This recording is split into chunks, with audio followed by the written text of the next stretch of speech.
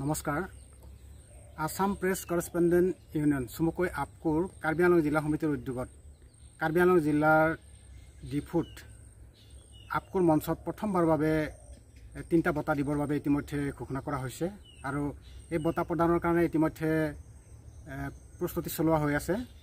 ইয়াৰ লগতে আকৌ নতুনকৈ 2টা বঁটা আমাৰ কাৰ্বি আংলং জিলাবাসী দুগৰাকী শুভাকাংক্ষীয়ে আমাক আগবঢ়াইছে আৰু এই 2টা বঁটা ঘোষণা কৰিব বিচাৰিছোঁ। মই কাৰ্বি আংলং জিলা বকুলীয়াঘাটৰ ৰজাপথাৰবাসী শুভাকাংক্ষী পূৰ্ণিমা ৰংহাংপি তেখেতৰ পিতৃ প্ৰয়াত প্ৰাক্তন কেবিনেট মন্ত্ৰী চুম ৰংহাঙৰ সোঁৱৰণত আপকুৰ মঞ্চত বঁটা প্ৰদানৰ বাবে তেওঁলোকে মনস্থ কৰিছে।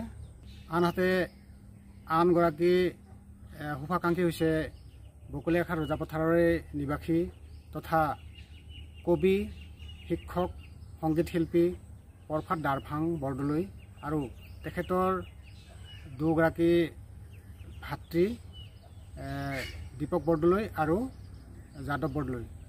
তেওঁলোক তিনিওগৰাকী একেলগে সমূহীয়াভাৱে তেওঁলোকৰ পিতৃৰ নামত পিতৃৰ সোঁৱৰণত আপকুৰ মঞ্চত এটা বঁটা প্ৰদানৰ কাৰণে আমাক জনাইছে।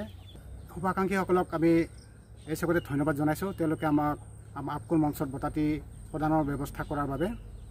গতিকে আগন্তুক আমাৰ কাৰ্বি আংলং ডিফুত যি আপকুৰ মঞ্চত আগৰ 3টা আৰু এতিয়া 2টা মুঠ 5টা বঁটা প্ৰদানৰ কাৰণে আমি যি আয়োজন কৰিছোঁ বা আগবাঢ়ি আছোঁ, গতিকে এই ক্ষেত্ৰত সাফল্যমণ্ডিত কৰি তুলিবৰ কাৰণে আমাৰ কাৰ্বি আংলঙৰ সমূহ সাংবাদিক বন্ধুসকলক সহায় সহযোগ কৰিবৰ বাবে আবেদন আৰু অনুৰোধ জনাইছোঁ।